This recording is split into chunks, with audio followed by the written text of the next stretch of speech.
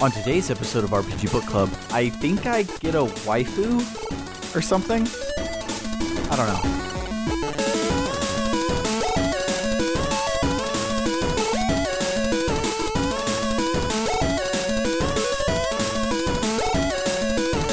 Welcome to RPG Book Club, the podcast where we play a little chunk of a video game and talk about how it makes us feel. I am Elias Sailor Eli Warren. I am Sam Allman. And I am Michael Levin. Today, unfortunately, Mike Rizzo isn't here. He's just under the weather, so he can't speak. But he's caught up, so full steam ahead. Today, today we're going to be playing Rogue Galaxy from the beginning of Chapter 6, the guide to the end of Chapter 7, Volkog's Ambition. So before we get started, how is everyone? I am doing really good. We got approved for our apartment. I think I said that last week, but like we have like all the lease signed and everything ready. So like we're in packing mode and everything's exciting to get out of this place, which is beautiful. That's wonderful. Nice. Yeah, I as I mentioned last time, I did finally get a job. It's a little slow going for now. All I've had is like 2 meetings to like sign papers and stuff, and I haven't gotten like hours yet, but it's gonna happen, and that's nice. And so life is hard as usual, but yeah, it's cool. It's well cool. done. And my birthday's on Monday. I'm awesome. Yeah, I'm old, and I share my birthday with Memorial Day, which is a bit of a downer, but whatever. I'm kind of. Oh, so go ahead. Well, I was just gonna say you're getting your thunder stolen by the troops. Yeah, I was gonna say like I don't know. I'm kind of like a mild goth, so it's kind of like yeah, I get to share my birthday with death, and it's kind of like the circle of life and that sort of thing. I think so you're basically an honorary troop actually because of that. Yeah. Is that a bank holiday? Is work giving you double your money on your birthday? Yeah, Hell yeah. I get extra money for being there on my birthday this year, which is awesome. Especially since they ran out of vacation allotments. But yeah, tonight we're gonna go have all-you-can-eat sushi, and I'm super, super excited about it. Oh, and then tomorrow Ken's taking me to see Deadpool 2. Nice. Oh. I'm really happy. So Yes. when you go and get sushi, are you then going to realize that the dark hour isn't over and you still have another month of the game to play through? Oh God! Never ever celebrate after defeating an evil monster, but before credits roll. It's never gonna go well. You just wait for the credits. Just sit there, like pull out your phone, just like text somebody, be like, "Yeah, I killed death" or whatever. But I'm waiting for the credits. If you throw a big party, you're gonna jinx it. Yeah. That's how it works. Exactly. Speaking of JRPG tropes like that, Essie in the Discord asked earlier, she's like, what if at the end of like disc 1 where you accomplish whatever goal you were like, oh, we need to take Colette to the sanctuary or whatever, and you're like, okay, I'll do that, and then you get there, but then of course the big evil is there that's trying to do something. You're like, yeah, I said I was going to take the Colette to the sanctuary, and I did that, so peace, I'm out of here. I'm gonna go home and like eat. I did it. It's been accomplished. Oh my god, we're done. That totally happens in a Dragon Quest game. I won't say which ones in case you end up playing one, but you defeat the big bad, and then it's like there's an even bigger bad, but he's like terrorizing a place that's like not here. Like he's so like, I'm gonna go on an adventure to this new world and save them too, and that'd be the perfect moment for the hero to just be like, no, someone else can do that. I already beat the big bad who was terrorizing this kingdom. Why should I go to another kingdom? Let them deal with it. Don't they have their own adventurers who can solve their own problems? Right? They can have some other descendant of Erdrick take on this thing. I'm done. Yeah. My job is over.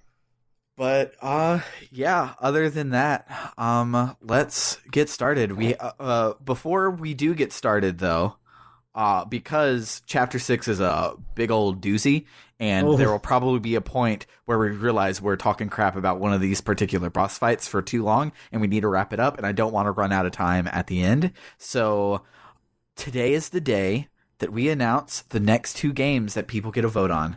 Woohoo! Yeah, boy. and I'm excited for it. Eli, so because you guys don't even know us yet. I mean, if you've been hanging out on the Discord, all of us have talked pretty much incessantly for the past two or 3 months. But right. So you guys don't really know us, so we want to introduce ourselves more than just be like, hey, I'm Sam and I'm from Texas and I like video games.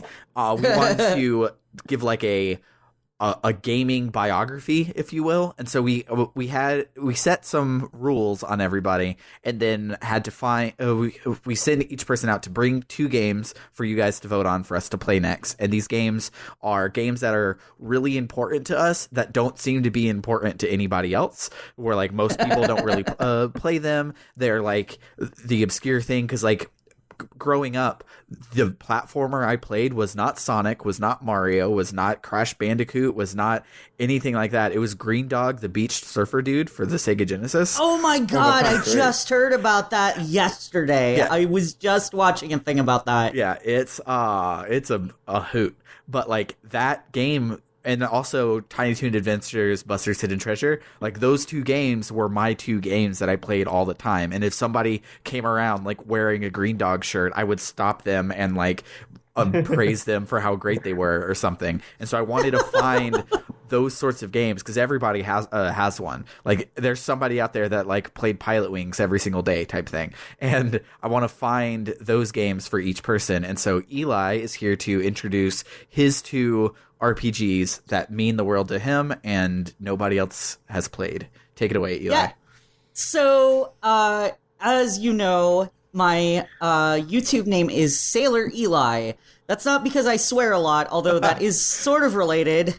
But it's more because I am super in love with Sailor Moon and magical girl stuff. Like, I am transgender. I was born a female, and I'm not going to shy away from all the girly stuff that I loved growing up because I was a girl. Right? So my 2 games are both, they were both released in Japan only. We can only play them on a SNES emulator with fan translations. And they're actually pretty good fan translations. I played these pretty constantly when I was in high school. So the first one that we have it's a little better known than the second. The first one is Bishoujo Senshi Seiran Moon, Another Story.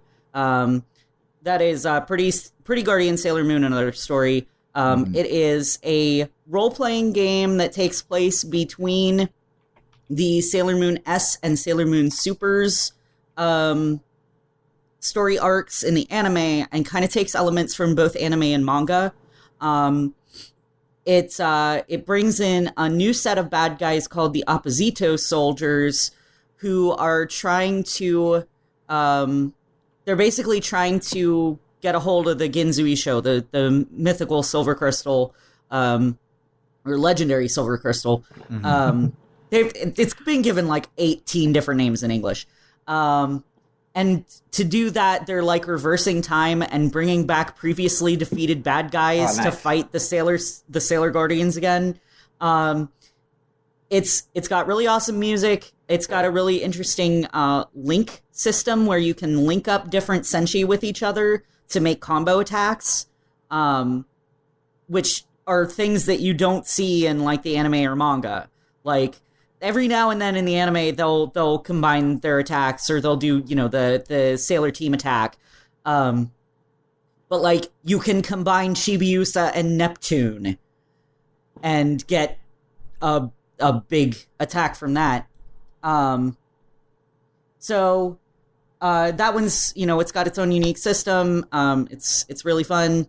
I played that a lot. And then the second one is far more obscure, to the point where I had a hard time finding any sort of like box art for it. And the Wikipedia page about this game is actually about a different game. Okay, also, hold on. I want to clarify. The other game was a freaking Sega Saturn game. So if the Sega Saturn game is the one that people know about, then you're obscure.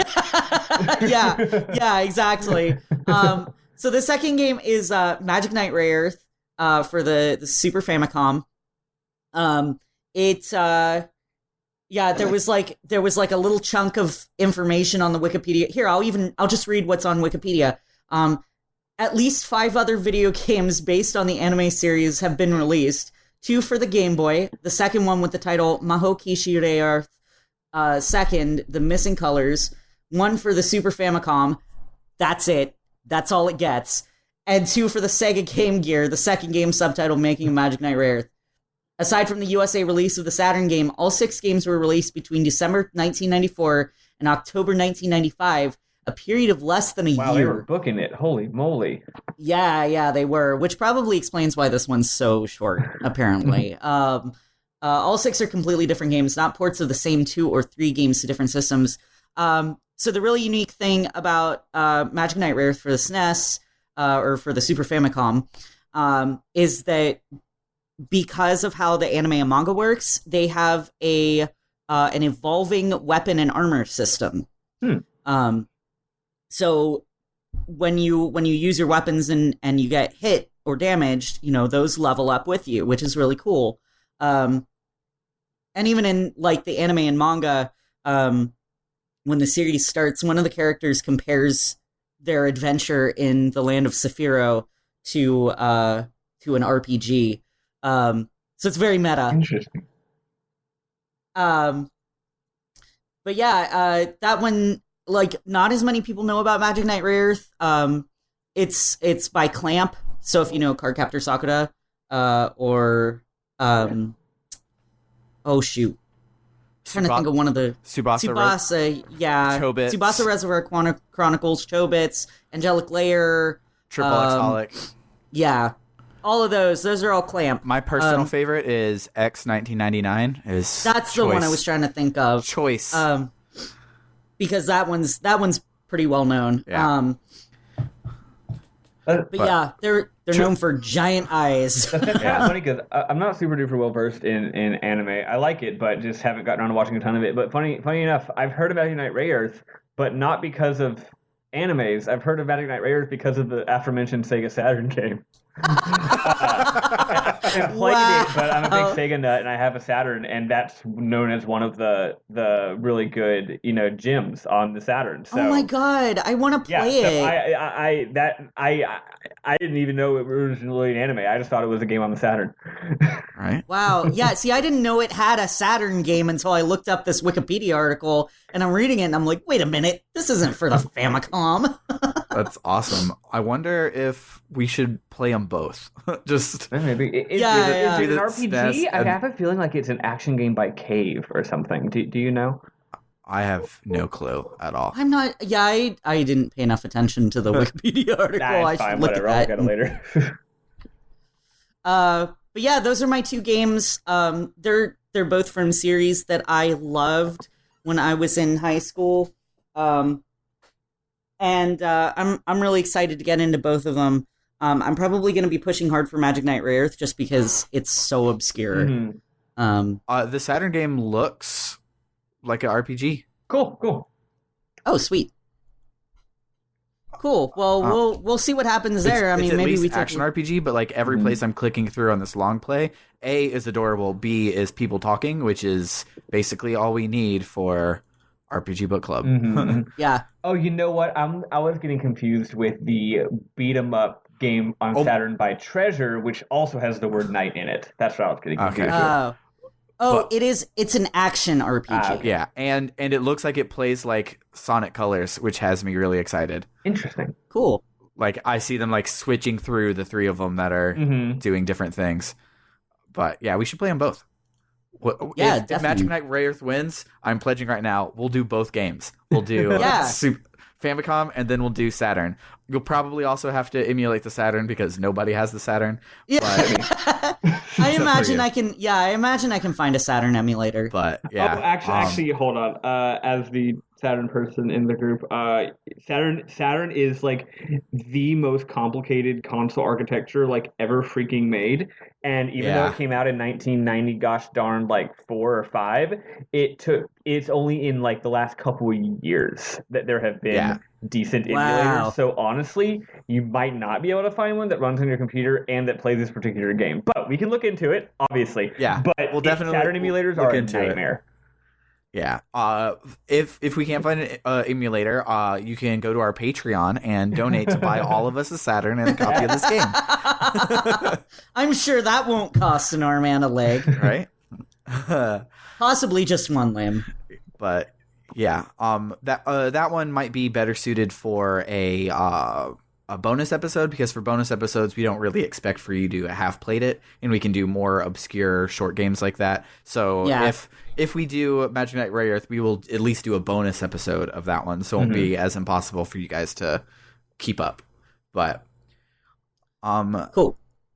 So the voting starts by the time you hear this. The poll will be up, and if I, for some ungodly reason, I edit faster than I ever have before, and I go up before the poll is, I'll change the poll to be up right then. So by the time you hear this, the poll will be up, and you can go and vote. And the voting will be up until the 13th of June, and that's when we'll make the decisions. That'll then give you 2 weeks to get your copy of the game, get started before we start talking about it after Rogue Galaxy. Mm-hmm.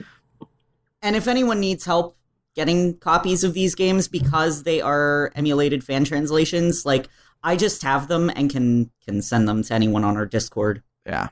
So we will also say that in most cases we are anti-emulation, because we want you to pay the people that that made these games. But I would love to pay these people. I would love to be able to give them money for an English copy of these games. Yeah. So if they bring these over on a virtual console or anything, the Switch eShop is not region locked, so you can make a Japanese account, go in, buy it there. Like, definitely, oh my God, if there's a way to give these people money, you should definitely do it. In fact, they still get money if you go out and buy a new copy from a bookstore of Magic Knight Ray Earth, the manga, which will probably be there at any bookstore you go to. So do that. Yeah, go buy some manga. Go buy, since it's so good anyway.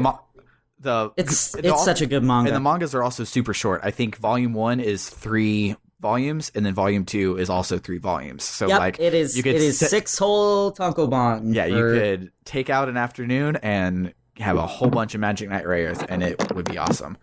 But yeah, like with fan translations in particular, it's like a gray area for us that we err on the side of, I want to experience these stories that people worked so hard on, more than and then find a way to give them money. So like if say you wanted to play through the awesome Super NES version of Dragon Quest III that never came out over here, you could emulate it and then buy the almost as good mobile version to give them the money, type thing.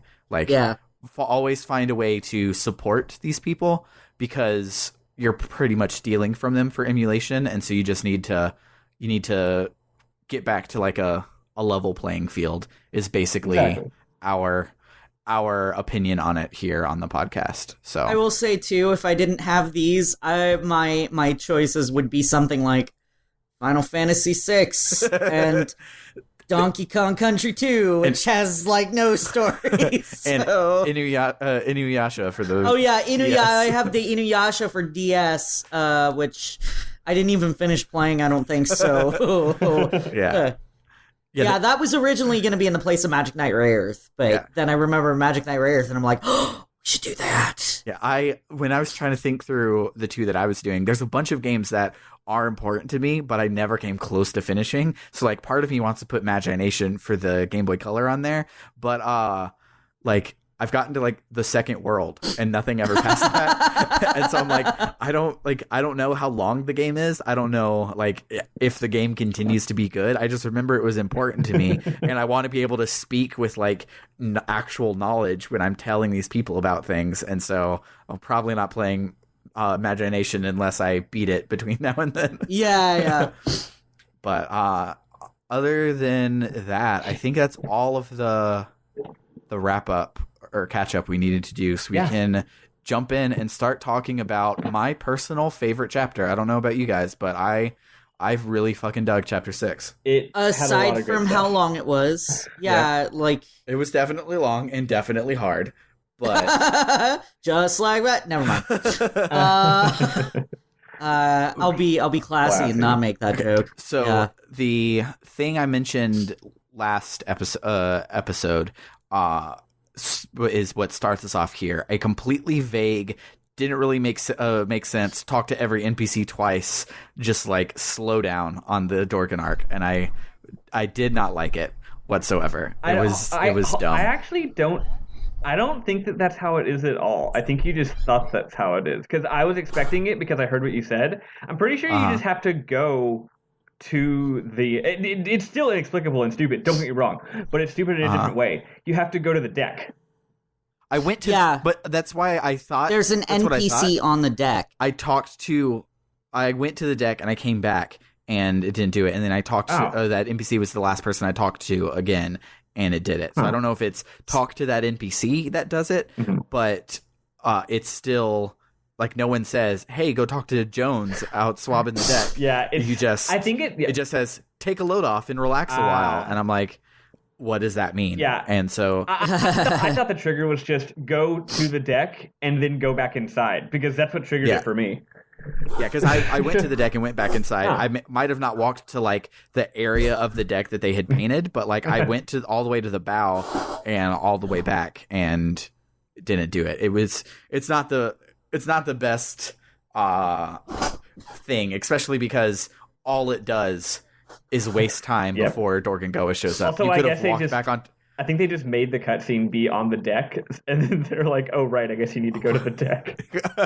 Yeah, when they could have also cut that cutscene, and you just get back on the deck, and Dorgengoa is awake, and they skip right next to the next thing. But anywho, we have a lot of good to get through in this chapter. It just starts off with the one of the like most frustrating things besides the factory so far. But speaking of the factory, has anybody made the legendary sword you can make yet? No, I don't know if Ken's made that. Is that the very first one listed? It's the Thunder Sword? Yeah. Yeah, that's no, I haven't made it. sword. I really wanted to. I actually made the machine that would make it, but I was missing one of the materials, the Stella whatever, and at one point I got one, and it went directly into my revelation flow. That's how I was with all of the plates, because you need like 9 of them, and I only had 7, and so then I put Steve back in my party, and he needs like 5 of them, so I give them all to Steve, and I'm like, God damn it. It's so hard to hold on. Like, even though I warned us on the first episode, the revelation flow really doesn't affect your gameplay that much. Just use it for other things. And I'm like, okay, understood. Revelation flow first, factory second. It's like, it's there. It's got slots. I can put things in the slots. It's so much more convenient than the factory. Put things in the slots. Like, it's got that psychological pull. What? You want me with empty slots over here? Exactly. Like, what the fuck? Well, actually, as one person mentioned in the chat, something that I picked up on, I was actually bringing this up last week, but I forgot. It does annoy me that the revelation flow, it turns out, is like fake. Like, you don't actually get any choice. Almost every single space has like 3 common items, and then 1 rare item that you can only get in a chest. So like, the game doesn't actually give you any choice. You're just you can't proceed until you get the 1 item that is actually blocking you, and the game designers decide when you get that item. So once I realized that, the blinders kind of fell off, and it was annoying. So now if I don't have the rare item, of course I'm not going to use up the common items for those slots. It's one of those things where like it's a rare item in a chest in chapter 2, but in chapter 3, every mob drops them. So they want you to have it in chapter 3, but you can get it a little earlier if you find that chest. That's true sometimes, at least for the Firestone. The Firestone, the Stella, whatever. Like in chapter 7, every single mob dropped one. So everyone who needed one everyone who needed one in the Revelation flow got one in chapter 7.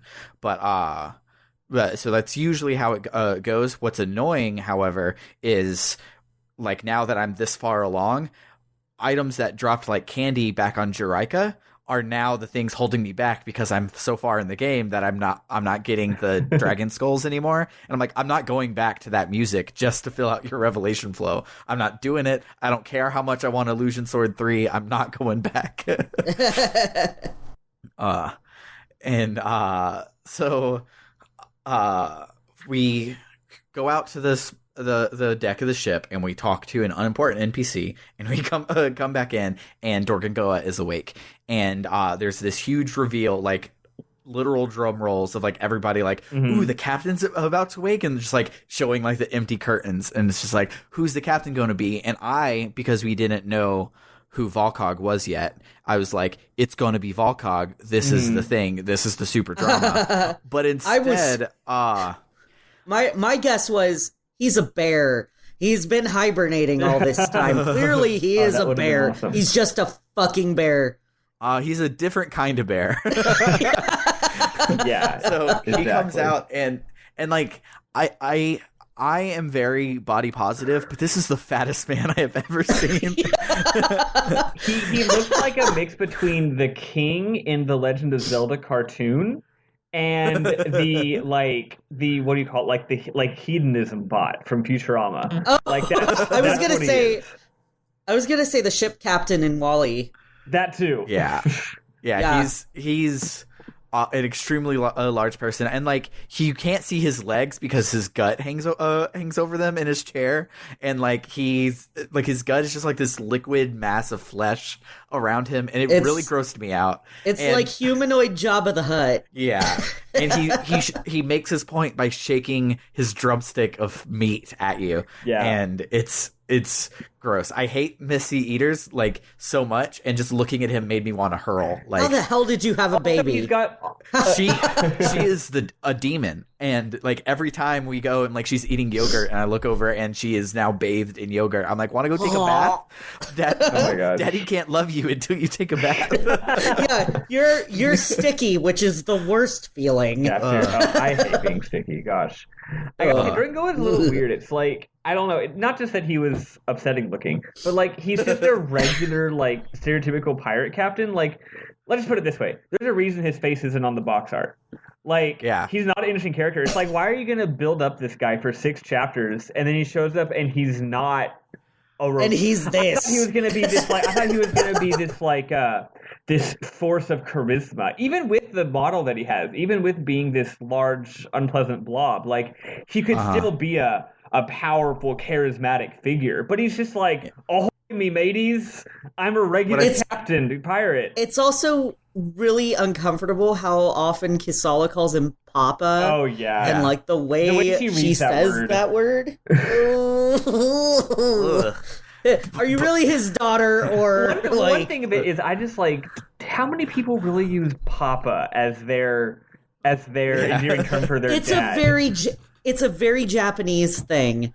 Yeah. So I'm pretty sure they kept it because of that. Yeah. But well, actually, that is what you would call them in Russian, but that's because it's a different language. It's different. Yeah. I also think that in like the reason he's kind of just like generic fat pirate captain is the same reason that Queen of Kwan exists. I think there's some cultural thing that eating is funny, and people who eat a lot is funny. That's why Naruto does it. That's why Goku does it. Mm-hmm. That's why Sailor Moon does it. I think like the inherent fact of someone loving to eat is funny culturally, or at least it's a character trait. And so him being this like loves to eat big thing, like the reveal for us is just like ew, but the reveal for them probably was funny. And I feel that's probably part of it. I'm just uncomfortable. So as Dr. Wernstrom said in Futurama, who let loose this bloated man ball? Oh my God. Gross. So there's a bloated man ball, asks everybody where Desert Claw is, and Steve is like, he's right here. And Dorgengoa is like, that's not Desert Claw, you idiots. Kill this guy. And then everyone's like, but he's super strong and he saved us and we love him. And the captain's like, okay, fine, I'll let him prove himself. And this was the scene I was talking about last time where it doesn't feel like Jaster was super strong or saved anybody. Like, he renewed his visa and got thrown in jail. Like, whoop-de-fucking-do. Well, he does know Illusion Sword too, and Desert Wind too. So I mean, that's true. He's the only person in the team who can one-shot every random mob. By the end of these 2 chapters, Kasala now can one-shot everything with me. And so I made my entire way through chapter 7. I would start the battle. I would press triangle. I would go to Desert Wind. Everyone would survive. I would press triangle. I would switch over to Kasala. I would go and I would do Starshine level 2. And then everything would be dead. And I'm like, thank God, this is so easy. Chapter 7 is a breeze. I love it. Let's get through it. It's awesome. Because chapter 6 hurt me on like a spiritual level. Yeah, oh my gosh. It took me like 6 hours to get through it because I wasn't smart. I tried to out-level it, and you can't really. But anywho, we'll get there. The past. You can't. So Dorgen Goa is like, as you all know, our mission is to go and retrieve these tablets and find Eden. And I'm like, we don't know. We asked Steve, he wouldn't tell us. But thanks for now letting us know. So we have the same mission as Volcog, the evil man. We learn out his name is Volcog at the end of this chapter in the 3-hour movie that they give us in between chapters. Yep. And so I'm not going to keep referring to him as the evil dude. He's Volcog. We know his name now. So Dorgen Goa says that there's one that's been uncovered on Vedan in the Mina mines. So that's where we're all headed. And when you get there, if you go to save like you do at every save point you get a meanwhile, and it shows so surprising. It shows Steve talking to Dr. Pistachio on the phone, and the doc is like, "Oh, how's everything going? Like, you doing good? You sleeping well? You drinking lots of water? I'm going to go ahead and do some routine maintenance on you remotely, so can you power down for a second?" And Steve is like, "Okay, sure." And I'm like, "Oh, is Steve going to get like a special move or like get an item that'll unlock something in his revelation flow?" But instead, he wakes up Mark, Dr. Pistachio's dead son, whose brain has been living in the background of Steve's hard drive. And I was completely blown away by it. And this was the save point I saved at last week. And so I had to keep this shut up for 2 whole weeks. So he's powered by the soul of a forsaken child. He really is. Also, the filmmaking on the scene is so weird. Like, when it first says, first of all, getting a meanwhile when you go to save, that's never happened before. So never it surprises you. But then, if you recall the way the scene is, it's every like, other time it fades to black, and then all of a sudden, it fades out, and you get a straight on 90-degree, like straight at his face shot of Steve against a black background, and his eyes like flash, and there's no music except just like weird technological sounds. Yeah. And he puts on headphones. It's very ominous and freaky, and I was like, "What is happening?" And no, not Steve, my precious baby. And then it goes from the weird filmmaking into the extremely weird plot twist. And man, what a bizarre thing to happen. Yeah, it's really frustrating when you go to save and suddenly you're in a cutscene, though. Never play Metal Gear Solid 2 is my advice to you. Done. So Mark says in the cutscene, he says that he's learning so much with his new friends on this journey, and says that they're going to Vedan to find a tablet or whatever. And it was really wild when it happened, and I was like super confused. And I'm like, this is now interesting. Like, Dr. Pistachio could have, like, in every JRPG, like, this is the first thing that they've done that breaks a trope, and I love it because it's about fucking time. Yeah, so, there's a lot of things in this chapter where things get, like, it's still following tropes, but things definitely get a little weird in a lot of ways in this chapter, and it's real cool. Like, in most JRPGs, you meet the robot's creator in Disc 2, and you never talk to him again. And if you go back there in Disc 3, he still says, like, "I hope you have fun on your journey." Like, you don't even, like, call or text him or update him on what's going on. Like, he still has this old NPC dialogue because that story's over. You don't care about Dr. Pistachio anymore. You're now in Disc 3. But that's not the case here. Like Dr. Pistachio, like there's like 3 or 4 more of these meanwhiles in this chapter. I don't know if it's actually that many, but there's more meanwhiles, and he's like doing things, and it's good. Like, yeah, I very rarely expect a character that shows up like this late in the game. Like, because at the end of today, we're officially at the halfway point chapter wise. So, like shows up like halfway through the game and then like has agency and moves the plot along. Yeah. That's not a villain. Well, villains do that all the time. Episodic, right? That you just assumed like he's the character in that episode. Now we're on the next episode. Yeah. but here he is still doing stuff. Yeah. So Jaster and Kasala alone make their way through the Mina station and doesn't let you pick a third party member. I wonder because why. You are about to meet one. So you get off, you go through the station. I didn't really like the level design of this place. It was passable. I liked the city a lot more, but like the train stations were just like long. Like instead of like getting on at the front of the train, because that would make sense, you get on in like the middle of the train, so you have to walk extra far to get on it. What annoyed me is they have 3 different platforms, and of course I'm going to walk all the way to the end of each platform in case there's a treasure chest, but there isn't. Of course. There isn't. There's all the treasure chests in the thing are at the front behind you. Like when you come through, there's like a little alcove, and they're in the same spot in all 3 stations. And you're like, okay, thanks. I actually respect them not making me go to the end, but they misjudged player psychology because I did anyway. Yeah. But I respect them not putting a chest there. But they also should have just, if the game had better draw distance and a higher resolution, I could have just looked to see if there was one. Yeah. But I couldn't. So. Yeah. So when we get off the train, we meet a nerdy Dr. Livingston, I presume, and he's like decked out in like African safari garb and looks like a cliche like archaeologist that you would find in a Saturday morning cartoon, with a giant like Pinocchio nose. And I liked him more than I thought I would. He's cool. Yeah. And so he says that he's trying to go see the tablets, and is like, oh, you're trying to see the tablets too? Like, if you see them, can we swap data that we have so we can, or like, I'm an archaeologist, I just want to know everything. He introduces himself as Burton, and he's being chased by some gangsters from the Metro Kingdom. Yeah, it turns out that this level is literally like Prohibition Noir planet. It owns. And they predicted New Donk City before it even happened. The guys are just 100% just prohibition gangsters. They even have like the same like machine guns with like the big exaggerated parts. Tommy gun thing. Yeah. And cool.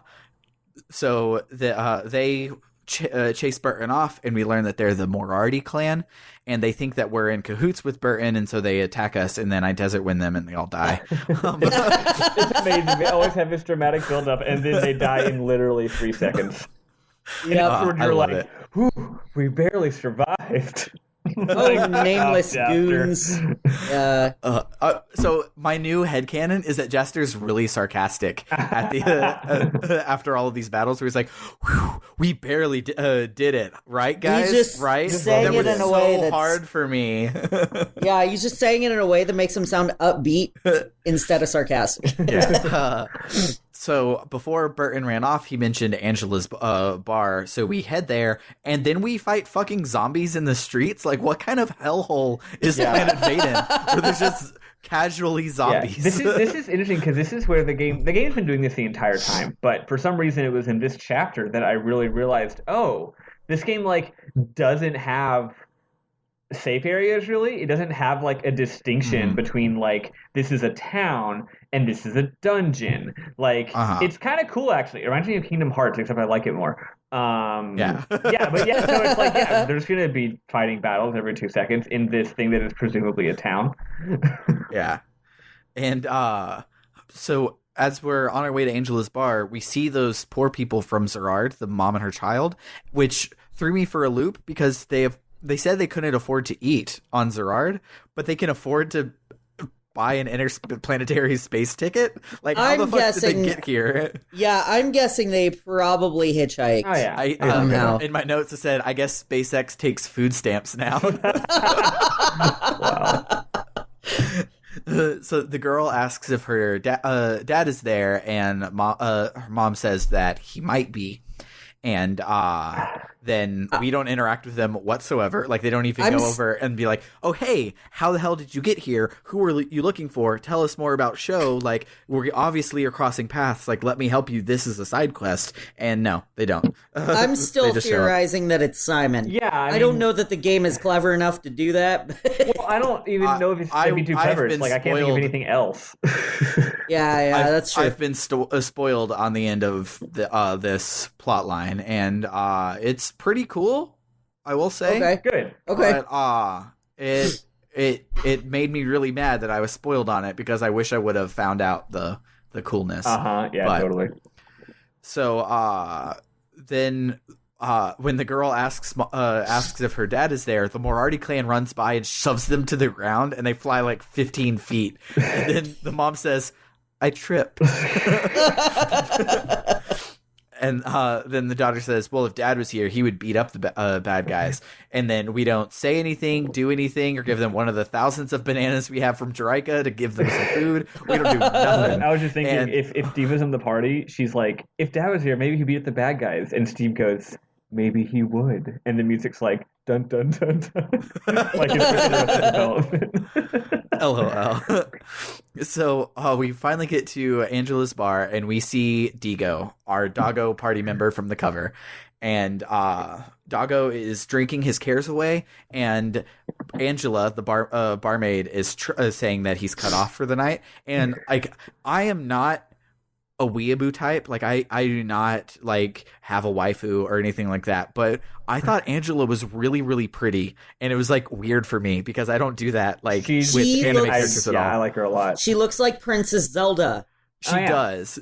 But, like, I don't think Zelda's pretty. But for some reason, I thought Angela was, like, really, really pretty. Oh, okay. And it was weird to me. Like, I was discovering things about myself I didn't know existed. And I might be a weeb. I might be a weeaboo. Do I have a waifu now, guys? Like, real talk? I think I do. I think I would have felt more that way if it wasn't for the fact that she's a stupid elf with stupid elf ears. I am racist against elves. I'm just going to say that. I don't like them. I never liked them. And... Well, you're now banned from talking in our general Discord because it says bigotry is not allowed. So for the elves that are listening, my main in World of Warcraft is an elf. You it's interesting how like there weren't space elves until this chapter, and in this chapter, like there's like three main characters that are space elves. It's interesting. I fucking love Norma them. is a space elf. Like, yeah, Norma's a space elf. She is too. Well, I guess I like elves after all. She's not like the other elves. She's one of the good ones. Anywho, but no, it's more just like the place that elves have in popular culture. Like they're always just like look at us, we're smug and good at everything. I'm just like, I don't care. This isn't interesting. But in this game, even though they look like elves, the resemblance really ends there. Honestly, yeah, and that's pretty much the it. Trophy elves. So Angela's like, Digo, you're cut off. And he's like, let me drink whenever I want. And then Angela says, I miss that old Digo, heroic soldier Digo. And not that drunk, not getting younger, getting older Digo. Sorry. Very good, Sam. Very good. Well done. The line that she says is like half of that I put in there. And I was like, this is Kanye. Yeah, this is just Kanye right now. Same. Because she literally says, I miss the old Digo, and I'm like, that's it. It's done. I can't not read the rest of this line in that cadence. But Angela then mentions that she's in love with Digo, that they're obviously an item, and now I guess I have to hate Digo, like, because we're in a competition or something. So right as we walk in and we observe her rap battle, Burton gets tossed into the bar by some Dunmer-looking motherfucker with a trench coat named Gale, and he says something about not doing anything to threaten the town or the Moriarty family, and then Digo's like, "Hey, Gale," and Gale's just like, "You're a pathetic coward," and he leaves. Then Burton asks Digo if there's a secret entrance to the mine, and Digo's just like, leave me alone. Burton says that Digo's a wolf, and Digo gets pissed. And Burton's like, I'm sorry, it's just a dream of mine to go and see these tablets, and that's apparently a trigger word for Digo. And Digo's like, well, if that's your dream, then I guess I have to help you. And he asks if Burton has money, and Burton says definitely. And then Casala and Jester are like, oh, hey, like, we can come too. Like, we're not a part of this. Yeah. We're inviting ourselves and along. we're standing here. Oh, man, it reminded me of in Entangled, where she's literally like, my dream is to see the lights. And all the barmen are like, I had a dream once. Yeah. Big song. That's literally what happened to Digo just now. Yeah. So we head off with our full party now, and Digo tells us that the item shop has black market ID cards, and that should get us into the mine. So we make our way across this huge town. Like, I loved how huge Zerard was. I did not love how huge Vedan was. I don't think I've still explored all of Vedan. And because, like, Zerard was huge, but had, like, 3 small hubs of, like, item shop, armor shop, blah, blah, blah. Like, there are, like, 3 sections of that. This one, there's 1 item shop, 1 armor shop, and 1 Angela's bar, and they're in, like, separate continents. Well, also, you know, much. Zerard didn't have random battles. Yeah, that too. Did you find out the faster way to get around? To ride the train? Yeah.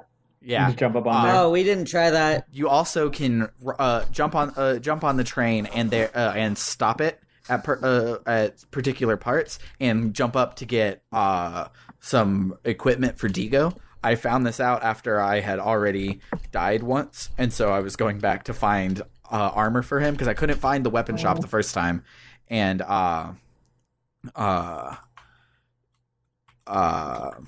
Jesus, I couldn't find the K button. But yeah, so I couldn't find the weapon shop the first time, so I was looking around everywhere trying to find it. Didn't get any new equipment for Digo, and because of a fight later, you really need equipment for Digo. And so I looked online, and they're like, "Oh, hey, there's chests up high that you use the train as a platform." Mm-hmm. And I'm like, "That's cool." There's been no vertical exploration in this entire game, and I feel cheated out. Yeah, it's this level and also the next level. The level design all of a sudden is like vertical. It's good and it's interesting, but the thing is, it wasn't good and interesting before. No, it was a lot of hallways. I'm not used to actually having to like put in effort. I like it, but it's just, it was a change of, I had to change my thinking a bit to like, oh, right, I need to pay attention now. I can't just go through the maze blindly. Yeah. Which I thought was one of the many reasons that like this chapter has been my favorite so far. Like it was really freaking good. So, so we head way across to the item shop, and then when we get there, Gale attacks us, and he talks shit about Digo, and then he says, I just got one last job, and then I'm leaving Vedan forever, because that's what every criminal always says. Yep. And Digo says that they used to be soldiers together, but Gale has changed for some reason. And while we're sitting there getting our ID cards, Burton comes up and says that Angela's bar has been set on fire. We head over, and Angela says that it was Gale. So then one of my favorite things, I tweeted this because it shook me. So Angela says it's Gale, and then the camera cuts to Digo, and then his facial expression like changes to become like an angry 1,000-yard stare. And it's like this game is full of like subtle facial emotions in like a PS2 game, and it shouldn't. Yeah. Like you usually get in games like this, you get a shocked face and a regular face. It's so cool. And that's it. Well, one reason I think it's technical. It was a good technical decision, because in a lot of these games they do 3D modeled faces, but on PS2 you can't do that much with it because it's such a simplistic console. Yeah. And like Xenosaga, for example, they have very richly detailed faces that don't move. But in this game, they decided, no, we're going to do the painted on texture faces. But they must have realized, wait a second, painted on textures don't take a lot of RAM to do, and also they don't take a lot of memory on the disc. So if we're going to do painted on texture faces, there's no reason we can't do a shit ton of them. right? Yeah. So it's way better than if they had tried to 3D model the faces. Like they're able to have because all they had to do was just draw like for this cutscene. It's like, hey, can we draw a face to be used in just this one cutscene? Yeah, sure. It doesn't take that long. It's like 6 kilobytes, whatever. It's great. Yeah, and it was so good. So he does the 1,000-yard stare, and it goes to a flashback to early on in the war, where him and Gale accidentally fucked up and killed a whole lot of civilians. Okay, because he's a good boy. He's a good troop. Yes. He wasn't going to shoot them. Yeah, but Gale... So he was like, hey, we need to stop. But then, like, as he was doing that, a civilian was like, well, if you're going to shoot me, I'm going to shoot you, and shot Digo before Digo could tell Gale, hey, we fucked up. And so Gale goes in and pretty much slaughters all of them, and not just the men, the women and children, too. You can't shoot me, I'll shoot you. Yeah. And they're actually doing the thing where, like, war profiteering is bad, and maybe the Datron Corporation is stoking this war. And I thought they were just going to forget about that plot point, but they didn't. They didn't. It's actually the plot of the game. It's great. Like, a whole lot of those things were like, I don't know if this game is, like, mature enough to handle these things. We thought they weren't after 5 chapters, but here we are in chapter 6, where I'm like, oh no, like, this is where, like my heart hurt a lot through this chapter. And, like, it was awesome. Like, it was better than the fucking Jungle Planet. Like, it was way better than Space DMV. Yeah. And also, I think a lot of that is helped by Digo being a really cool character. I love his performance. His acting is really good. His performance is great. Like, seeing his model, like, on the cover, I had no idea what his voice would be like. And I couldn't tell you, just looking at him, what the perfect voice would be. But he has the perfect voice. And it's like, it's done so well. Part of what I like about Digo, too, is that he's just a guy in a dog body. He's not like a stereotypical dog man. Like his closest dog quality is like loyalty. No, his closest dog quality is he uses a dog pun in every fucking. Well, yeah, he does use a lot of dog puns. But he's not like he's top dog, or the dog's been put out to wash, or whatever bullshit that he says. But he's treated as a serious character and not just like Dogman. He also has one of my we're at the scene now where I want to talk about this real quick. He has one of my favorite lines, actually my favorite line in the game thus far. So he's talking with Shangela, and it's after the fire, and she's like, I'm so sad that my bar is burning. Now where are you gonna hang out? And he looks at her and gives her like the sexiest look you've ever seen, and he goes, I didn't go there to hang out. And I'm like, hell yeah, you tell her. It's so fucking good. It's like and like the voice actor lays it off. Like, he says it in the most like sultry manner possible. Like, I didn't go there to hang out. And I love Digo. He's a good boy. It's so perfect. Yeah. It was good. That whole scene was beautiful. Definitely go look at Eli's playthrough and like watch it. It's so good. Scarlett had my phone again for most of me taking notes, so I just had to jot down the notes there, and all I put in my notes was after a touching scene with Digo and Angela, but it's way better than that. Definitely go and watch it out. We head off to the mine to have our second half of the chapter dungeon change, and we go there to have a conversation with Gale and the tablet. And the mine itself, I really liked the dungeon of it. Like, there was a bit where like the paths would like figure eight over themselves, but the top one would be low enough that you could jump with Jaster to like sequence break type thing. And so like it felt more of like a space and not just a hallway. And I really enjoyed it. I didn't enjoy the second half where there were a bunch of the big mobs that you have to smack on the head, because they don't die to desert wind. So didn't like that. But yeah, being able to actually jump and like, it was like, oh, I forgot I could grab in this game. I forgot I could do a ledge grab because it's never been relevant. Yeah, but now it is. It's cool. Yeah, actual level design. Yeah, I really enjoyed it, but mostly nothing happens in there. You just walk down to the end and you fight Gale. And did y'all get the second meanwhile here? I don't think I got it there. I might have got it there, And I can't remember which one is the second one. Here's the thing. I got a second meanwhile here, where Mark is just like, Dad, here's the fun thing we're doing. But here's the thing. He's like, Dad, we get to go to a mine. And I'm like, you're not here. You're not with us. And he's talking about how cool the mine is. And I'm just like, you are not here. I can't even put you in my party because the game doesn't let me change my party. You are at the ship. You don't know how cool the mine is. You stop lying. Yeah. Okay. So I think I had that one. I just didn't jot it down. I thought you meant the big one at the end of, or at the beginning of chapter 7. No. Yeah, okay. That's later. That's definitely planned to be later. Yeah. Okay. So the first round against Gale is a pretty cool fight. I really liked it because I couldn't just illusion sword. I still illusion sword. Like, don't get me wrong. I just had to illusion sword 3 times instead of my usual one, because he has arms that block all damage to his body where he is. So you have to take his arms off, and one arm is.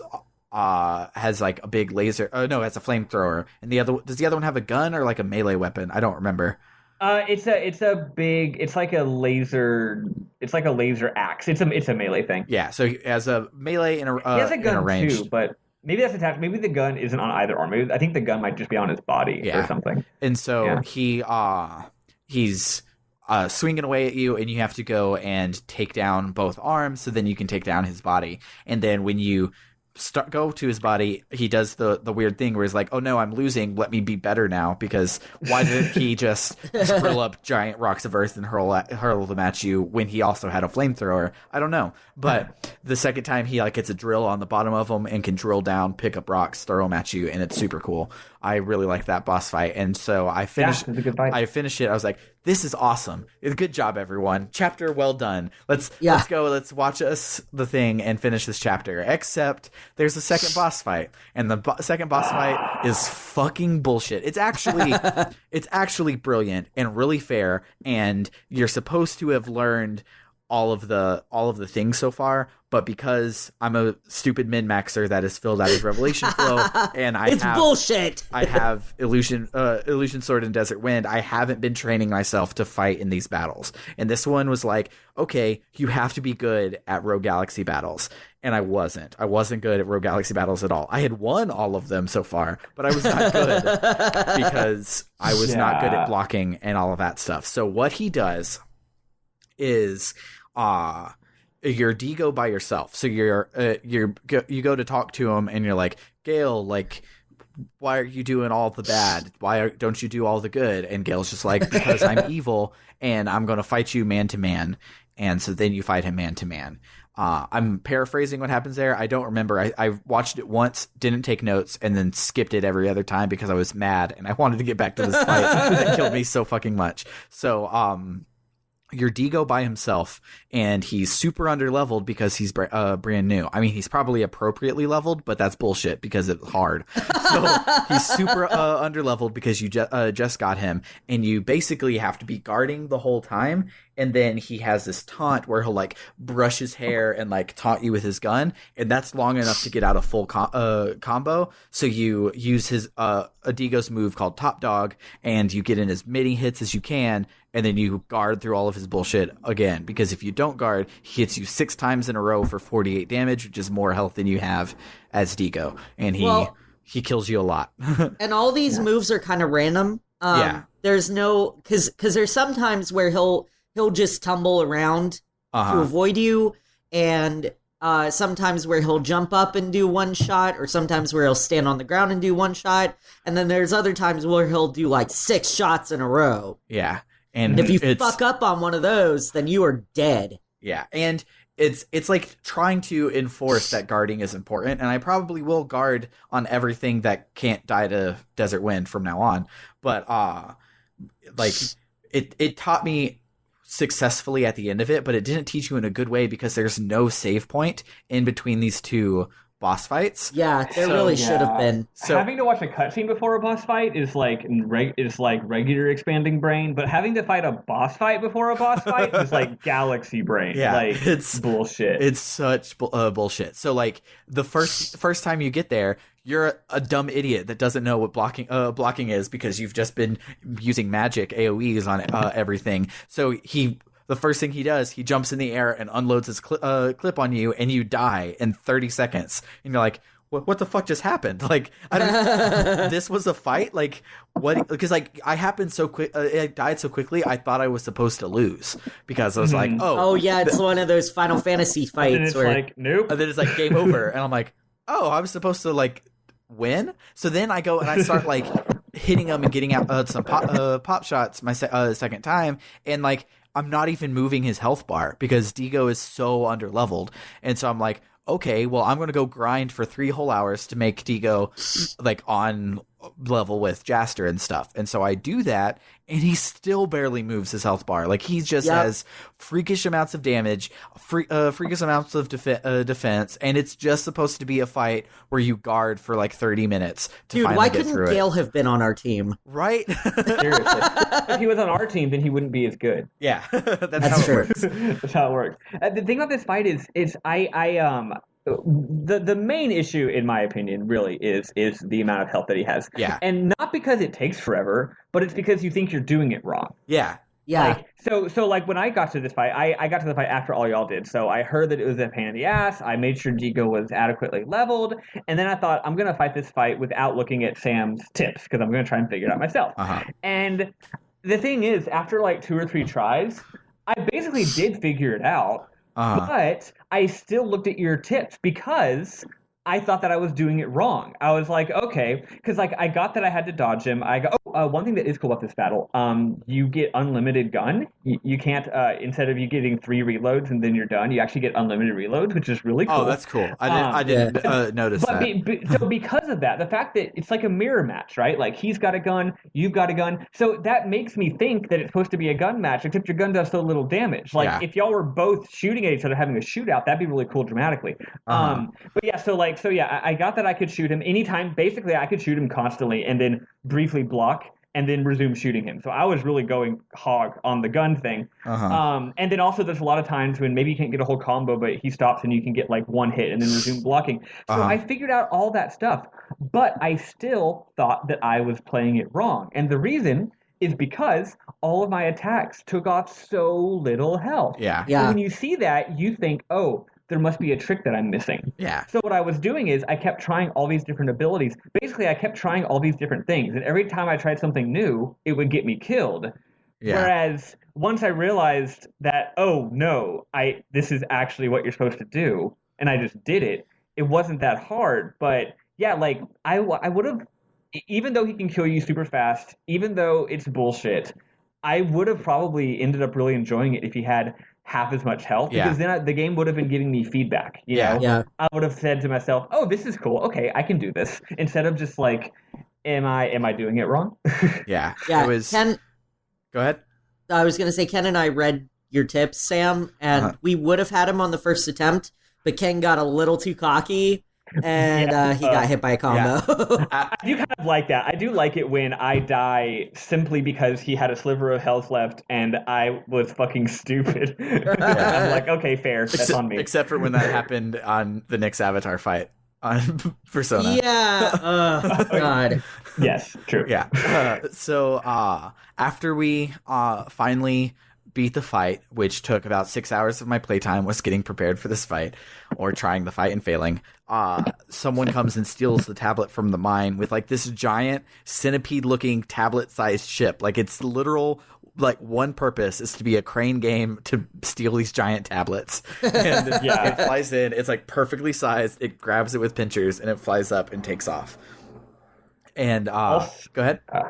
I was going to say, also, I've been saying for a while that this game seems like it's very inspired by Tetsuya Takahashi's games, and that tablet is literally just the Zohar from Xenosaga. The design of the runes and the glowing lines, like, it is like that guy, like, when they made this game, they're like, we just played Xenosaga, and that is what, like, all of this super, super basic technology, not just the tablet, but the ship. Anytime something is magical and ancient and glowing, it is like it is basically like the lead concept artist from Xenosaga may as well have designed it. Like, I feel so lost every time you guys bring these other games up because I'm like, I have touched none of them. Well, if it's just visual, it's just like it clearly looks like this other game, you know. Well, if you want to play it, then you listeners can just donate to the Patreon and unlock Longcast, because the first game we'll probably be playing is Xenosaga for the Longcast. Spoilers for like 4 years from now when we make $200 a month. Exactly. But Xenosaga is probably going to be our first one that we play,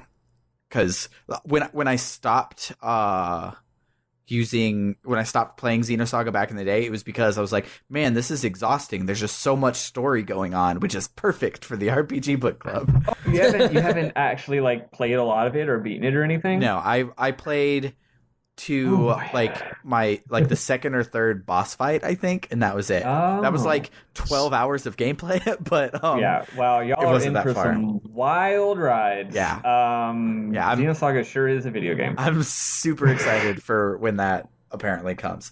But so the ship is taking the Zohar away, and Gale is like, hey guys, can I get paid, thanks? And instead the ship just shoots him. And Digo's like, see, they were just using you. And then Gale's like, again, seems like you were right all along, which is like super unearned cheese for the character of Gale. Like you don't burn down my wife's fucking bar and then say, looks like you were right all along. Like the fact that you had to burn down her bar like should have cued you in that you were doing the bad thing. Yep. His motivation was neat here, though, as explained earlier in the cutscene that you forgot to take notes on. I also didn't take notes on it, but I remember.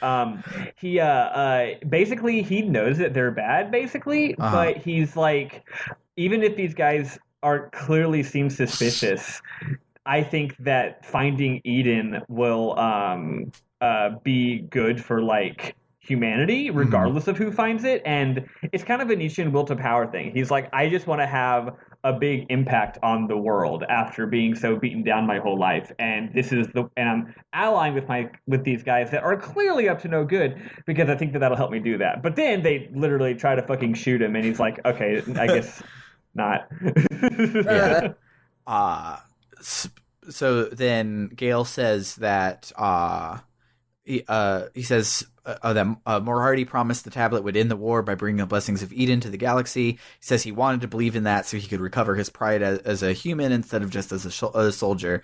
And Digo asks, where will you go? And he says, just one place will accept me. See you on the starry seas, and gives Digo an officer's coin, which I then thought would be the Dorgenark, because that was true for Jupus last time. He was like, look, nobody will take me, so I joined you guys. And I was like, oh, fuck yeah. Are we going to have Gale, like, not as a party member because all of our slots are full, but, like, will he be there or something? But we have no idea what that just one place will be. Which means now that Dr. Pistachio shows up and does a lot of important stuff, we'll probably see Gale again. So that makes sense, and he's probably at some planet that we'll find out later. But I kind of read it as like, this one place will accept me. See, I'm a Star Season. I'm like, wait, so is the one place just like space in general? Just space in general. To space. Also, I gotta say, he's basically like Eden would make peace because it has lots of resources, so they wouldn't have war because of all the resources. And I'm like, do you not know what forces? I'm just like, yet another fantasy villain, just like Thanos, who would stop being evil if someone just told him about socialism. Right? It's like, don't you know that scarcity is not the problem, Thanos? It's the unequal distribution of resources, not the lack of resources. Killing half the people isn't going to fix that problem. Yeah. Finding Eden is not going to fix the problem because the evil corporation is going to hog all the resources. That's how capitalism works. Yes. Anyway.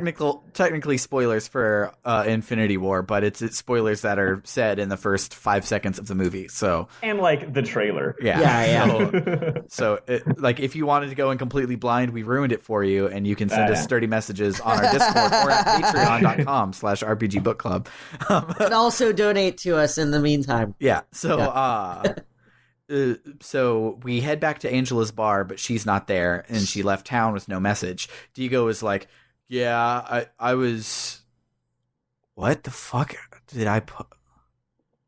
What? Like, I literally put the words, yeah, I was and luck. And I have no idea what he was actually trying to say. I don't know what you were trying to write, but what he says is, he's like, he basically like, I was a big burden on her, basically. And that's why she's finally left, because her bar's gone. So she's like, that's basically it. It's like, oh, she hates me, I'm a big burden. Yeah. I love when that happens, Sam. I do that shit all the time. Like, what the hell did I just write? Because, like, that's obviously Siri took a word that I put there and changed it. I have no idea what it was changed from. Which of the words? Yeah. So Kasala's like, no, she did it so that you would go and live your life instead of relying on her because you've been stuck in a rut. And he's like, oh. So I guess that's it, and she's gonna go and live her life. And Kala's like, no, she's being a dumb, stupid girl. Go and get her. And so we head off to the station. And by the way, did everybody else see the robots in like minor clothes? Yeah, because robots in clothes is just so silly to me. And so like there's robots with like a wife beater and a construction hat and jeans, and I'm like, you don't need that. You're a robot. What are you covering up? It's fine. I love them. It was super great. So it was very Futurama-esque. Yeah. I loved it. So we finally get to the station, and we catch Angela right before she leaves. And this is when the cutscene that lasts 3 hours starts. So So Digo says that he loves her, and she decides to stay in a really cool cinematic moment where, like, he's like, I love you. Will you please stay? And then it cuts to the doors closing on the train, and then the camera goes to the opposite side of the train, and the train starts pulling out. And the way that it is, we see like Jaster and Digo through like the holes in the train or whatever, but not until so it looks like they're by themselves. And then only when it fully moves out do we see that Angela was there waiting on Digo. Like, okay, I will stay. And I like the filmmaker in me was like, yeah, that's how you fucking do it, guys. Like, that's the shit. That's the shit I do like. It was real nice. Yeah. It was a really cool, weird, artsy bit, and then had a cool little fake out there. I really appreciated that. I thought that was cool. Like here in a second start like the high poly cutscenes that are always gorgeous. They've been gorgeous since the beginning, but like this chapter had 2 bits of the in-engine cutscene that just were like brilliant to me. Like so beautiful and well crafted, when like typically your in-engine cutscenes are the 5 of you standing around a save point and just talking. And I was surprised by how robust the engine was and how the engine was capable of handling a lot of pretty complex like things, so they don't have to cut to FMVs constantly, because a lot of the time, like if you ever play Final Fantasy 12, like the only time you use FMVs is when they're clearly doing something that could not possibly be done in engine. So if it's just people talking, it doesn't matter how dramatic it is, it's still going to be in engine, which is cool. It's only when there's like spaceships happening that they have FMVs, and this game is sort of doing that too. It's like it doesn't matter, like they don't need FMV to make characters do elaborate animations or movements or close-ups. It's cool. Yeah, I loved it so much. So she decides to stay, and she doesn't get on the train. And then the very next scene it cuts to is him saying that he's leaving her to join us and find himself so he can be worthy of her. But it's really dumb. And she even says like they hang a lantern on it, and she's like, "But through all of that, and you're still going to leave me?" And he's then like, "Yeah, but I have to make sure that like I'm good enough for you or whatever." But it's still just Fuck you, dude. But he's also got like I need to have somewhere to return to. So he's basically like, I get to go have adventures, but you have to stay here and not go have adventures purely for my sake. And I was like, that's not cool. Yeah. She then says, like, in the end, it becomes like decent. Like, it's not completely not cool, because then she's like, I was just leaving because like you weren't being honest with your feelings, and you weren't that old Digo. Now you're the old Digo again, and I love you and all of that stuff. So of course I will wait for you. I'm happy you're not depressed anymore. That was the main reason that like things were bad was because you were so depressed, but I'm glad you're in a better place. And like, Yeah. in the end, like, I still love Digo and Angela's overall relationship. It was just the juxtaposition of like, no, please don't leave me. I have to leave you. I'm the man. It's my job to leave. It's my job to be absent. So then the biggest twist of this chapter starts. We cut to Gale holding up Moriarty for stabbing him, and so Moriarty's like, "Ugh, guards, take my lightweight," and then Gale, like John Wick 3, just like jumps up, like kills everybody, just like badass. It's so damn cool. Badass gunplay. Like I think he's even in his trench coat still. Like he is full on like Wachowski, just blowing everybody up, and it's amazing. And then Moriarty's like, no, and then Gale just like caps Moriarty too, and it's so cool. Yeah, and it was so good.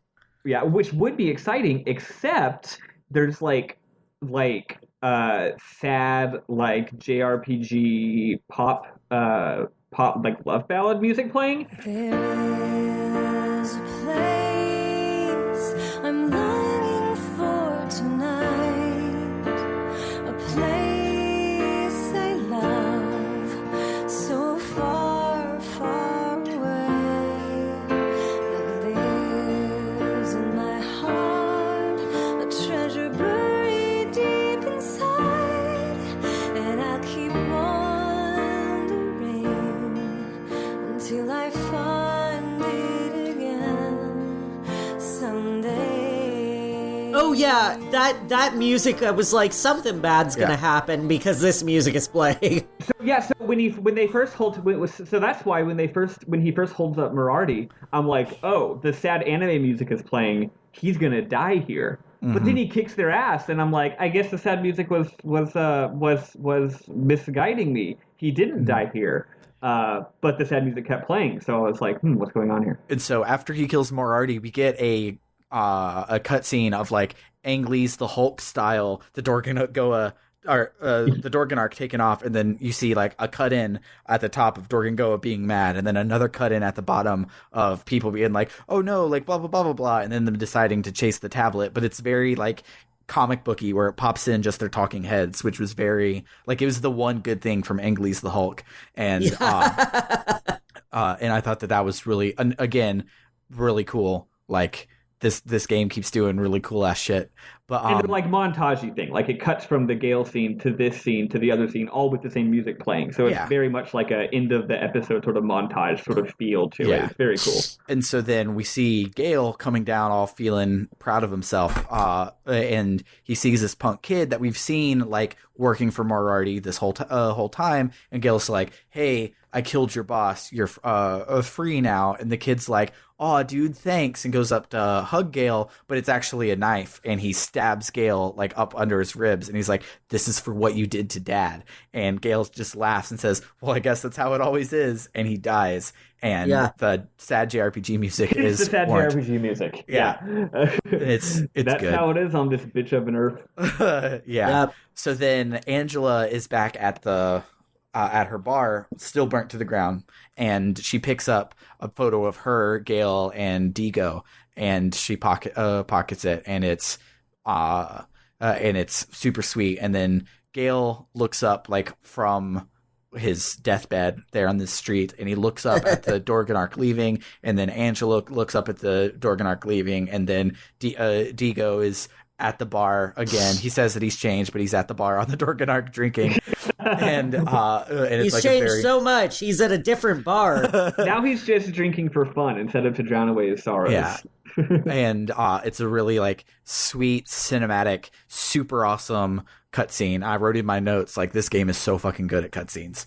And so then we see Moriarty's iPad get a FaceTime from Norma, who says that they have the tablet and they've sent him the money, and she doesn't care that he didn't respond and it was facing up outside on a street. She didn't mind. She's just like, "Oh, we've sent you the money." And so then Dorgengoa is like, "All right, kid, you've proved to us that you're a part of the team." And I'm like, "Did I? Digo fought the guy. I didn't do shit." really. I didn't even decide to go to the mine. That was Kasala, but cool. I'll take the credit. So he gives us a Dorgengoa coin, which unlocks a super awesome move that isn't as strong as Desert Wind Part 2. So we then are officially a part of his crew, and that ends Chapter 6. One of the coolest things I've done in a JRPG in a while, and I really liked it. So Chapter 6 is over. Chapter 7's 3-hour cutscene now starts, and so we're chasing the tablet ship, which seems to be headed towards Rosa, and Kasala. Oh, I forgot about this part. Holy shit. Okay, sorry, I have to get my composure back. So we're chasing the tablet ship, and which seems to be headed towards Rosa. And while we're all sitting there talking, Kasala is like screams in pain a little bit and is like, "Sorry, G2G," and runs to the deck and starts to fucking disappear like she's a plot point in Back to the Future. Like yeah, and straight up like turns transparent. Yeah, and so Lilica runs after her and is like, "Have you gone to see a doctor?" And Kasala's like, "It doesn't bother me. It happens all the time." And I'm like, "How does disappearing out of existence not bother you?" Have y'all seen The Room? Yes. No, I have not. She literally is like, she's like, this is Lilica is like, this is really serious, and she's basically like, don't worry about it. Yeah. Okay, even if she says it's fine, like, that's different. Like, if someone like throws up or has a headache and then they tell you that you're fine, you're like, okay, I guess. But like, you're disappearing out of existence is like, it's not just her health I'm concerned about. It's like okay? the Do you need to see a reality that I'm doctor? concerned about. I'm like, not just is it going to be okay, but what the hell is even happening? Also, I really feel like we should be concerned about this. What is a medical doctor going to do about that? No idea. Out of curiosity. Did you go to the doctor line is unless they mean like Doc Brown, like right? Maybe that's who they mean. So like the moment they get out there, Steve calls them inside. It's like, "Hey, we're about to land on Rosa. All hands on deck," or whatever. So then meanwhile on Zerar, we finally get to see Volkog's face, and he's totally on a Star Wars Senate platform, 100%, 100% from the prequels, and then Hoodcat and the chairman are there with him. And so Volkog introduces the new capital flagship called the Emperor, and it's a super huge battleship, armed to the teeth, like practically made out of guns. It is this giant, like, death. Yeah. It's not like a star of death, but it probably is like a base of star killers, something like that. Yeah, like it is. And they definitely straight up say they say like, this is by far the biggest warship we've ever made. Like, this is our new amazing ship that we're just unveiling right now. Yeah. And Hoodcat is like, building the Death Star is a bad idea. And Volkog is like, but what is justice without power? And Hoodcat's like, what do you even mean by justice? You just want to line your pockets, which is like super cool because we were hoping that war profiteering would be like a plot, and it is. Yeah, real Iraq War hours. And so Hoodcat's like, please, Chairman, like we can end the war if we just back down. Like, we don't have to like surrender, but we're the aggressors. So if we stop aggressing, we win. Like, that's it. War can be over. And the chairman's just like, I'll take 300. And yep. And so Volkog starts laughing maniacally, and he jumps off the stage and lands in his flying space convertible with Norma, and it's the coolest thing that the dude knows how to make an exit, man. Right? Yeah, this like fat Emperor Pilaf looking motherfucker just like jumps off, and it's so cool. There was so much going on in this cutscene, like, yeah, the plot stuff, but also like in the background, like, because he's basically doing a military demonstration to impress people. So like, there's ships, there's giant holograms, there's streamers, there's like the FMV artists had a really fun time with this cutscene. Like, they must have just told him, like, go hog wild, put every cool thing you can think of in the background of this scene. Yeah, it's so good.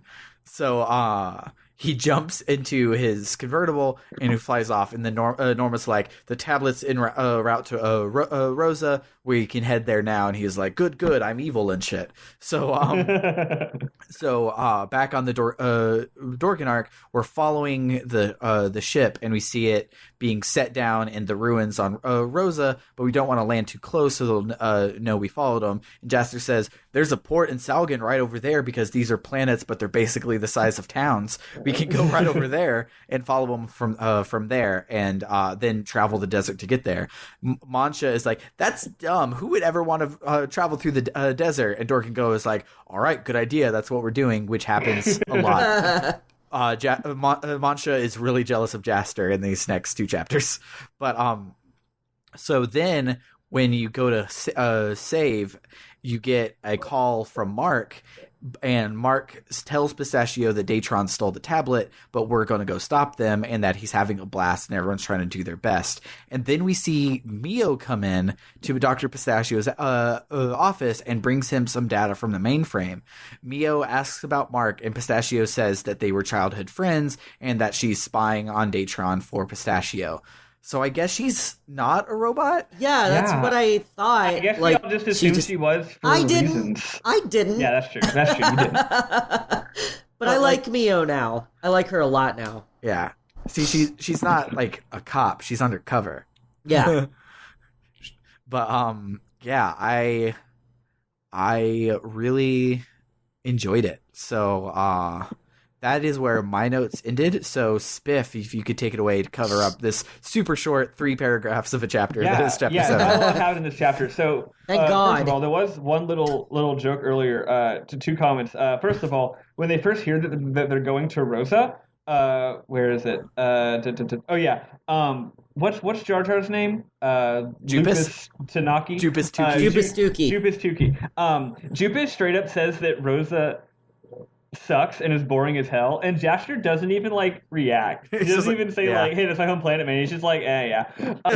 Also, I think I really appreciate how positive everyone is in this game. Like anytime like you said earlier when Mark is like, we're gonna do it. Anytime a challenge comes up, people are just like, we got this. So they're like, oh, the bad guys took the tablet. We didn't get it. They're going to the ruins to do a terrible, dastardly deed. And they're all just like, all right, let's go. Let's go get them. And it's fun how they're all very confident. No one ever seems to express a lot of trepidation that they're going to succeed in their goal, which is really cute. Which is so pirate of them. Like that's such a space pirate thing. Like it's just that's totally true. You're just like, yahar, me mateys, and you go off and you punch everybody. So we're on Rosa, and we're going to try and go get the Zohar. And, of course, the first thing I do is instead of going in at the beginning of the game, when we were in Salgan, some of the doors to exit the city were locked. One of them is now not locked. I checked the other 2. They're still locked. Because that goes to the dungeon. But, of course, the first thing I do is I'm like, I'm back home after having left. I'm going to go visit my adopted dad, Raul. And you talk to him, and there's not even a cutscene. He doesn't even say, hi, Jaster, it's good to see you again. He acts like you've been there the whole time. Literally, he just has a generic NPC dialogue where he's like, the desert's really dangerous. Be careful. Not even like, hi, Jaster, good to see you. Also, now be careful in the desert. No, it's so funny. I'm like, thanks, Dad. So this game doing the thing that they do where they update NPC dialogue for whatever portion of the game you're in, that's not what he said after you visited him in the first one. So this is updated. He's talking about the second desert you're crossing, not the one with the sandworms, but it's still just updated NPC dialogue and not a bonus scene to go and talk to your dad again. It's so weird. You're a JRPG protagonist whose parents or parental figures didn't die in the first cutscene. You should get something to be able to talk to your parents again. Well, even if it's not a cutscene, just the line should be like, "Oh, Jasher, good to see you again." But at any rate, so you go to the dungeon. It's outdoor, but so first of all, it's the first big outdoor area in the game. Besides the jungle, but the jungle was hallways because of the trees. Exactly. So mechanically, this is still hallways. The dunes are tall and form invisible walls. But you can see off into the distance, and it's really cool. So first you're walking through these dunes. But then you round a corner, and pretty far in the distance, you see these big ruins, like these statues, like in the desert. And I was like, I honestly didn't know the game's draw distance was that long, because up until now it's mostly been hallways and skyboxes. So I was like, whoa! And the cool thing is, not only do you see some ruins nearby, but you see other ruins even farther away. And I thought maybe that's a skybox, but it's not. Anyway, you arrive at some ruins. I like how there's zero explanation. Like, there's not even like a quip. No one even quips like, we're in the ruins now, or, oh, we have to go through these ruins. You just go through the level, and it was desert, and now it's ruins. Yeah, they mentioned when they were dropping the tablet off that they were dropping it in the ruins outside of town, but then weren't like the ruins of the fight with the Draxian Empire 100 years ago or anything. They were just like the ruins. Yeah, so you get to the ruins. It's just like a Lover's Leap type thing. Like, oh yeah, there's ruins outside of town. Everybody knows the ruins. Yeah, so you get there, and you save, and there's a little town, and there's a couple of NPCs, because this game just loves putting NPCs wandering around in dangerous dungeons. For real. But one of the NPCs does say, he actually does mention the ruins, and he's like, hey, these ruins date back to the time when the universe was ruled by the Star King. And I'm like, ooh, that's a plot thing. Cool. We never heard of the Star King until now. So I wrote it Thanos, but now I remember that his name is Valkrog. Valkrog and the hot mom named Norma show up. And so this is like one of the things where you're still doing the dungeon. It's just a cutaway. They go, they're like, oh, phew, we didn't miss this historic moment. We were worried because that business contract, that's the scene we were just watching, took forever. God, we hate that guy. But luckily, we got out of that meeting in time, and now we can see this historic moment. And then you continue, and then they're like, all that money is finally paying off. So you go and you see where they put the tablet, and it's this huge ruinous area with this flat ground with just runes etched just everywhere, and they're super, super glowy. So you're like, that's ominous. So then there's a new character who might be a robot, but we've been wrong about a robot once before. Right. He's got this weird black and white mask. I think he's some kind of robo-assassin. Yeah. And Norma is like, they haven't finished his face yet. That's why he's wearing that mask. Do you want to take a look under the mask? And Valkrog's like, no, I'm good. He looks so creepy. So you continue with the dungeon. Finally, you arrive at the place where they are. And what happens is you like literally like peek around the corner, like the three of you peek around the corner to watch. And what you watch is there's another new character, Isel, who is just a generic looking scientist guy. He's got weird, cute little flippy hair. He reminds me of Professor Farnsworth in Futurama. Yeah, he is kind of Farnsworthy. So he made the robot. He made the robot assassin thing. And he actually says, Norma's like, he's not quite done yet. And he's like, he's done. The aesthetics don't affect his abilities. And Norma's like, okay, but it's important to look your best. So then it turns out that they need three. It turns out that they activate the ruins, and instead of whatever they want to happen, instead these three pedestals show up that have symbols on them. And they obviously need the three key pieces to open up the magic thing. Because it's a video game. Yeah, it's a video game. So I was like, wait, I thought we already needed 6 tablets. Now we need 3 things? Whatever. So there's symbols floating like holograms. Lion, crab, and scales, like the kind of scales you use to wait. Apparently no one in this universe knows what a zodiac is. No, when you live in the stars, you don't care what the stars are in alignment. That's true. So they're like, oh, these must be the hints where the pieces are located. I'm like, yeah, and they're zodiac symbols. Come on, guys. I kept saying that too. So one thing that's neat is all the characters, the bad guys and the good guys, they're all befuddled by the hints. They're like, what does this mean? But Jaster just has like a little double take. They don't explain it, but he's just like, I think when he looks at the lion, he's like, wait a second, the lion.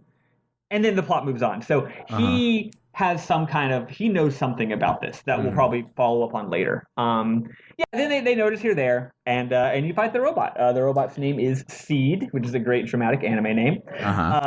The battle is cool. He jumps around all over the place. He jumps around as if it's like an action game. As if it's a more like you can't keep up with him the way that he is keeping up with himself. And every time he does a cool jumping move, it'll unlock on, which is annoying. But anyway, I didn't really have trouble with this boss. Did y'all have any trouble with it?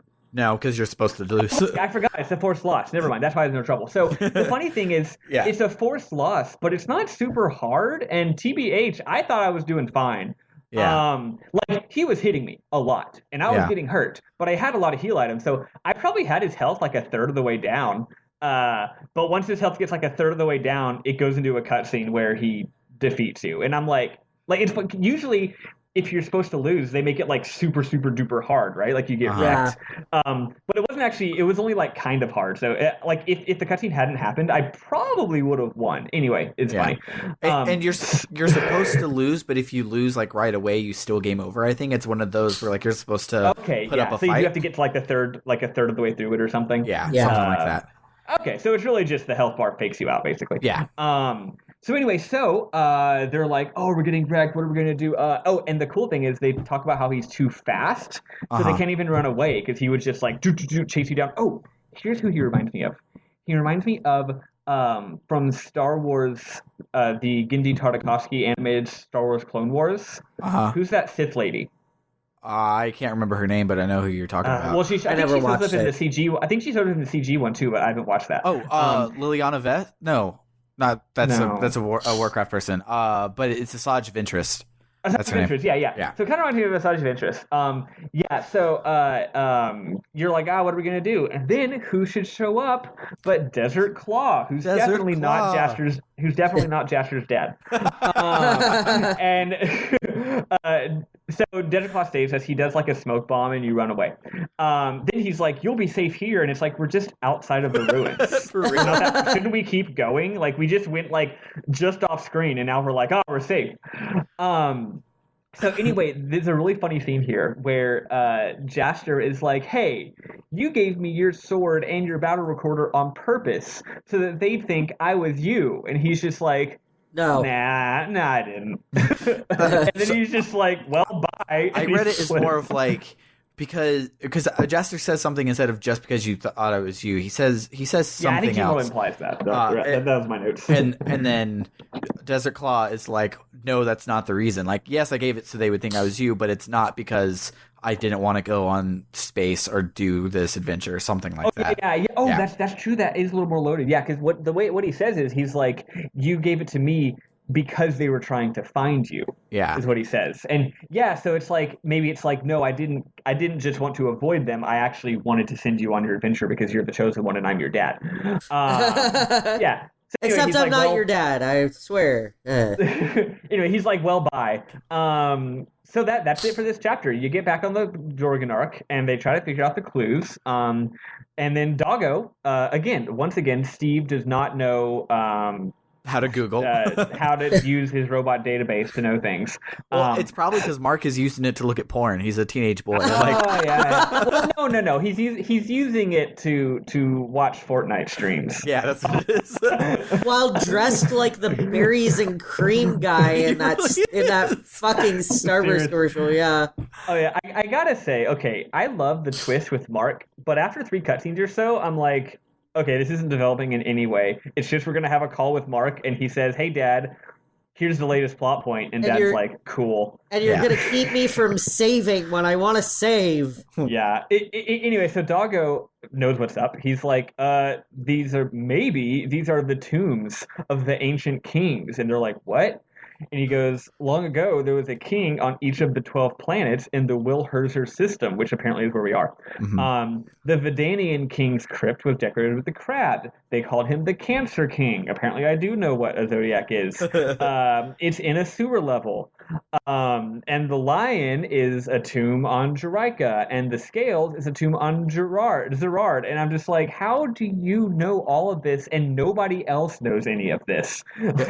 Everyone is just dumb. So Digo brings up the Vedanian ones then, and then that reminds Lilica. True, yeah. Lilica says the one about Jerica, mm-hmm. and Jupus Tuki talks about Zerard. Yeah. The Zerard one's interesting. It's funny. The Cancer one is just like, he just says, there's a tomb, let's go there. And then Lilica with Jerica is like, there's a tomb, let's go there. But Zerard gets all this backstory. So apparently there were twin princes, and their dad died, so they both had to be co-kings. But they were always fighting. I personally thought it was going to be like, oh, there was a civil war, but no, it's like they were fighting personally, like they didn't like each other. Yeah. So they were still co-kings, but they quarreled constantly, and eventually they never spoke to each other. So, and then eventually they died. So turns out we've seen these many times. We saw these in like the opening cutscene of Zerard. It's in the skybox of Zerard. There's these two giant towers. And those are the Gladius or the Gladius towers, and those two twin towers. Those two towers commemorate them. So they're like, oh, well, that's, and I guess that those towers are not government buildings; they're like a giant tomb, which is interesting. Yeah, so it's like, okay, we're gonna go get the shit. Sam already looked a little bit just for the sake of knowing what we were going to be podcasting, and he said what he said confirmed what I suspected here, which is that the next one chapter is all three things. Here's 3 new dungeons.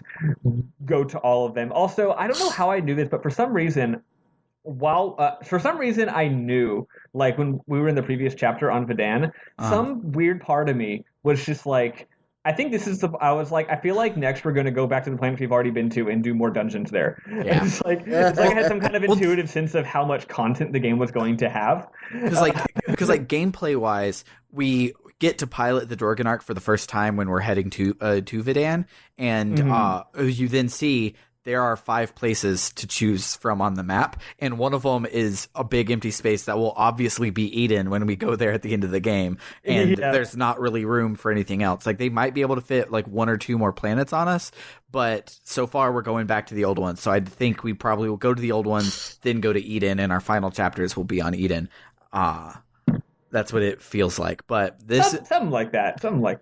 But yeah, this definitely is the start of Disc 2 here, and this is where the big chunk of like the game opening up starts. I guess it's more of a Disc 3 thing now that I'm thinking about it. But either who, either who. I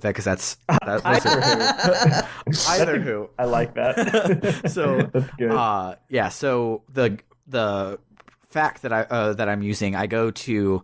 I just Control F the chapter name on the fact, and then like read up above it a little bit to see what the ending of the chapter is, like what a boss fight is, so I can put in the notes where we're stopping. The first thing it says in chapter 8 is like, this chapter is most of the game. There's about 10 hours of content in this chapter, so we're only going to do chapter 8 next week. Like, it is, and I gotta say, I love it. It's funny. This game is entering a long list of games that I love where you have a bunch of chapters and they are radically unequal in length. Yeah, chapter 7 was 45 seconds, and this next one is 10 hours. In Mother 3 is one of my favorite examples. Mother 3 has 8 chapters, and the first 6 chapters are setting up a conflict. The 7th chapter is an entire RPG adventure where you go and collect the 7 MacGuffin magical doodads. AKA the entire plot of most RPGs. That's chapter 7, and then chapter 8 is the climax. It's great. Yeah.